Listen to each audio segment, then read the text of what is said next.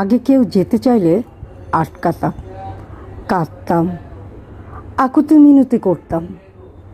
আর এখন কষ্ট হলেও যেতে দেই, কারণ কেউ মন থেকে থাকতে না চাইলে তাকে আপনি যতই জোর করেন না কেন সে থাকবে না। কারো যদি আমাকে ছাড়া চলে তাহলে আমারও তাকে ছাড়া চলবে, কারণ মানসিক শান্তিটা বড়ই জরুরি। জোর করে ধরে বেঁধে কখনো ভালোবাসা হয় না। উল্টো আমাদেরই কষ্ট হয় যখন মানুষটা ইগনোর করে। কেউ না চাইলে বারবার তাকে ভালোবাসা দেখিয়ে নিজের ভালোবাসাকে এত তুচ্ছ করার দরকার নেই, বরং সে এনার্জি নিজের জীবনে নিজেকে যত্ন করার দিকে দিলে কাজে দিবে।